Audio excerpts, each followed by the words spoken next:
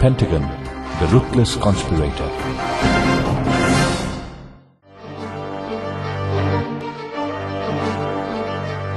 Pentagon is the symbol of US imperialism to the rest of the world.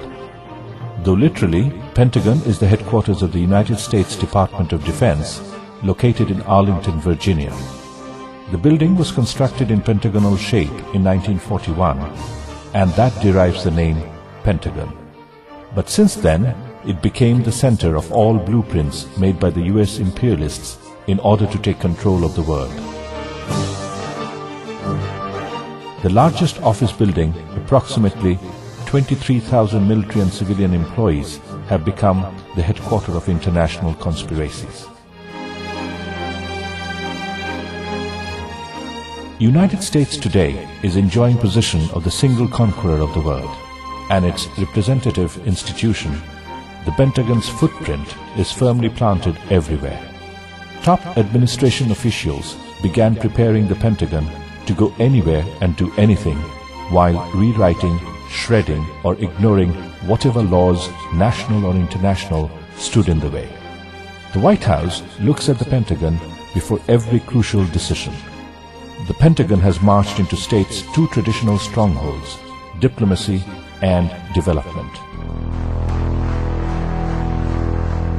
Another despised organization, Central Intelligence Agency, the CIA, is like Pentagon's brother-in-arms. But the White House relies more upon Pentagon than CIA, as the power is concentrated there. It is said that the CIA is the spy group that pushes up a condition to war according to Pentagon's plan of action. We should know the history of the invincibility of the Pentagon. The US state was not imperialist from its birth. Gradually, it placed itself as the leader of the imperialist bloc through a path of history covered with blood and tears. The imperialist bloc once was dominated by the Europeans. Until 1870, the United Kingdom reaped the benefits of being the world's sole modern industrial power. As the workshop of the world, the United Kingdom could produce goods manufactured so efficiently and cheaply that its goods could usually undersell comparable locally manufactured goods in other markets.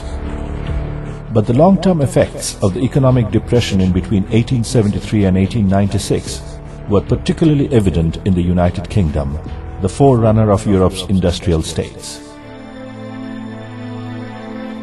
Rise of the US started since then. It first started to show down its imperialist face in 1898. The US government backed thousands of soldiers and landed them in Puerto Rico, Cuba, Guam, and the Philippines. The War of 1898 was the birth cry of this major new oppressor arriving upon the world stage, US imperialism. The Monroe Doctrine of 1823 had declared that all of Latin America was a US sphere of influence. According to the record in Pentagon, the US carried out 103 interventions before 1895, including Argentina in 1852, Japan in 1853, Nicaragua in 1854, China in 1859, and Angola in 1860. After winning the Civil War with the southern slave owners, the capitalists of the United States underwent explosive growth and tremendous transformation. Steam power, machines, and electricity were being put to work everywhere, and there were abundance in production. Steel and coal production skyrocketed. Naturally, they had to face with the maneuvers of their rivals in Europe. The core capitalist logic is expand or die. That spurred the US imperialists to lay plans for a global empire. Unable to contend in the contest for Africa, the United States aimed at vying with the European powers in Latin America, the Pacific Rim, and China. Spain was rapidly losing its grip on the last of its rich colonies. The US did not want to lose that opportunity. It decided to act before the people of these countries defeated Spain and claimed their independence. The Filipinos found the US beside them in the struggle for independence. Revolutionaries drove the Spanish colonial army out of virtually the whole Philippine island chain. But when the final Spanish surrender came in August 1898, the American commanders refused to allow any Filipinos to participate. US President McKinley claimed God had personally told him that the Filipino people are unfit for self-government, so the US would rule the Philippines for their own good. Aggression in Philippines continued till 1946. After that, the Philippines was declared as independent, but in fact, government, administration and economy, there was the choice of the Americans. With the Roosevelt Corollary in 1904, they declared it was the right of the US to dominate and invade any country in Latin America. There was no delay in executing the declaration. US intervention in virtually every country of Latin America and the Caribbean followed. Haiti has a long story of invasion by the US started from 1915. President Woodrow Wilson did not waste time when an anti-American Rosalvo Bobo was about to form the government.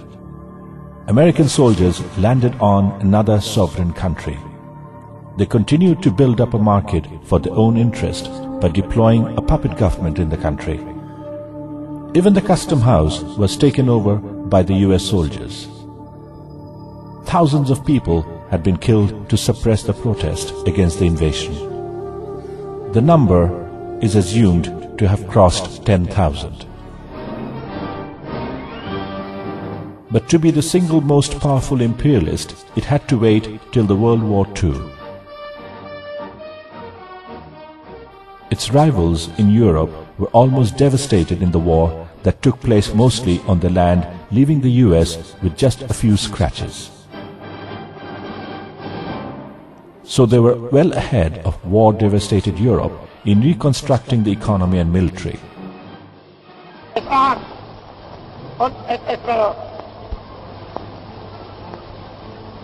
Vor wenigen Monaten hat sich über der Bewegung ein schwarzer Schatten erhoben. Die SA hat so wenig als irgendeine andere Institution der Partei mit diesen Schatten etwas zu tun. Sie täuschen sich alle, die glauben, dass auch nur ein Sieg heilt.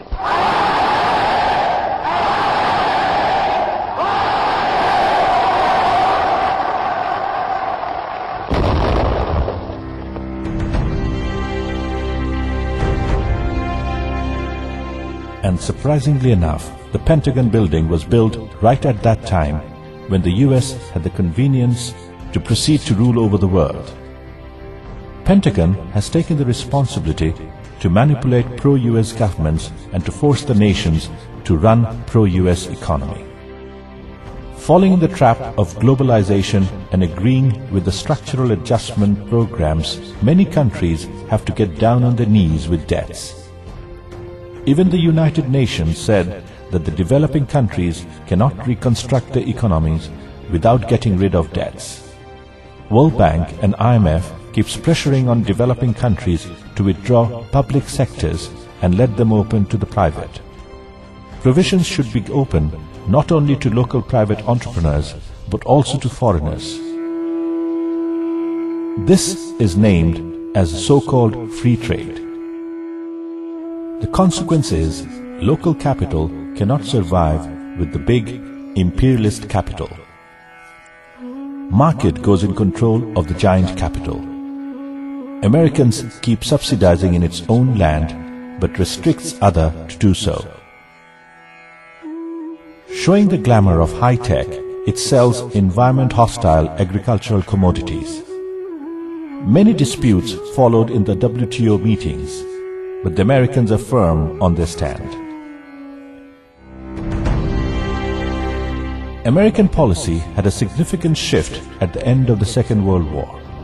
It understood quite well that soon after the war ends, the world market would be redistributed. If it does not hold its stake before the ending of the war, it may lag behind. So it went on with newer, sinister plans. The Pentagon was constructed in 1941. The most brutal atrocities took place just 4 years after its establishment.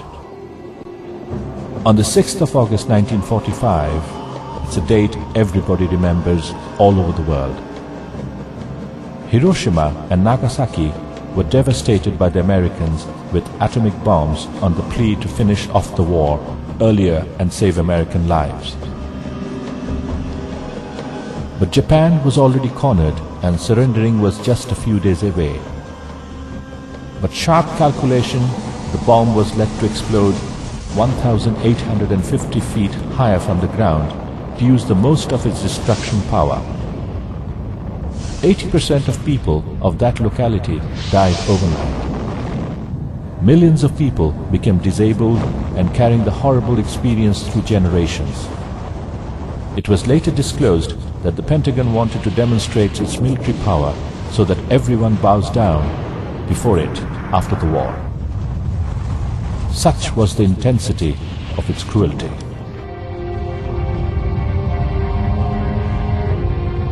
Soon after the World War, the Pentagon went with its sinister plans on the plea of fighting communism.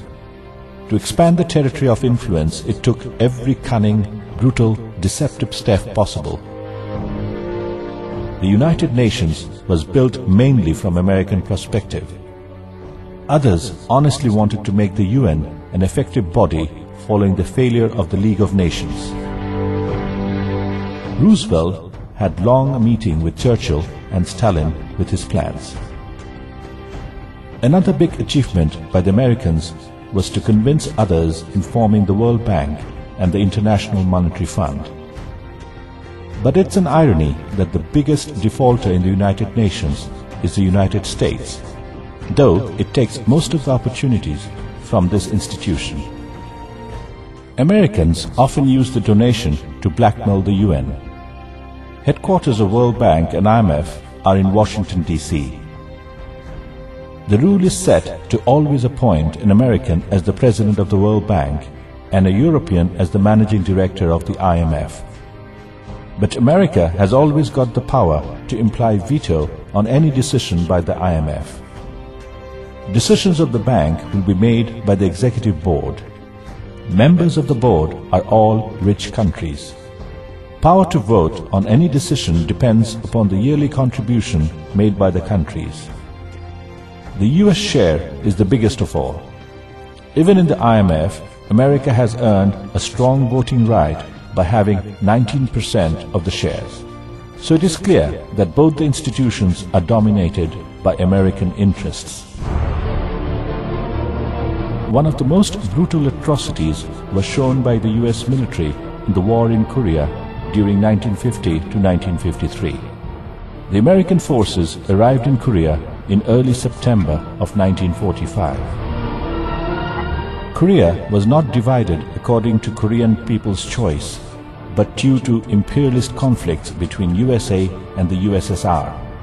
It's the CIA that provoked North Part to attack the South, where the US control prevailed. Pentagon troops took the side of South and fired on civilian refugees.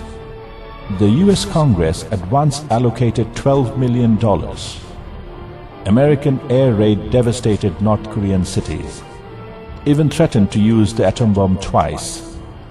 The South Korean military, police and paramilitary forces with US military knowledge and without trial executed tens of thousands of leftist inmates and alleged communist sympathizers. Between 3,000 and 7,000 people were shot and dumped into mass graves in early July 1950. The Middle East crisis became critical in 1958. Lebanon was in a threat of civil war between Christian and Muslim rebels. Old disputes with Egypt also continued.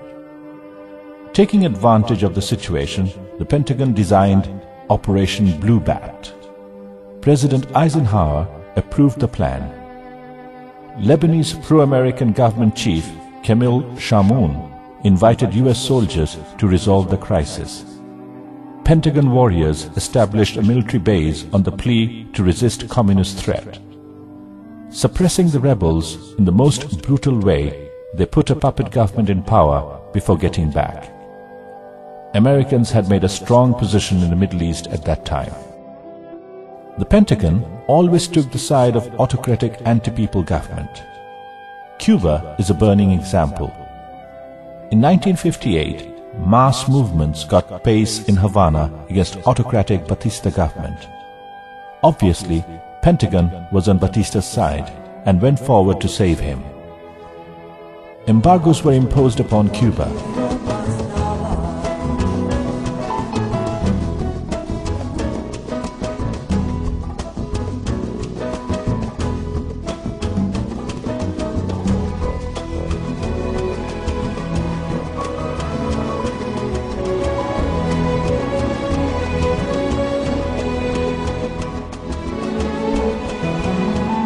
But the socialist Castro-led party managed to uproot the Batista government and took over power. It seemed that a country cannot even choose an ideology without Pentagon's consent. The Americans feared the Soviet expansion of communism or socialism, but for a Latin American country to ally openly with the USSR was regarded as unacceptable, given the Russo-American enmity since the end of the Second World War in 1945.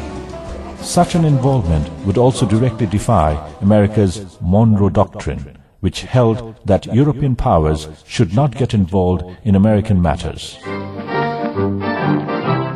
In September 1962, the Cuban government saw what it perceived to be significant evidence that the USA would invade, including a joint US congressional resolution authorizing the use of military force in Cuba if American interests were threatened, and the announcement of a US military exercise in the Caribbean planned for the following month. The USSR responded and planned to equip Cuba with some missiles. Good evening, my fellow citizens. This government, as promised, has maintained the closest surveillance of the Soviet military buildup. America then placed missiles on the Turkish border of Russia as a counter-step. Unmistakable evidence has established the fact that a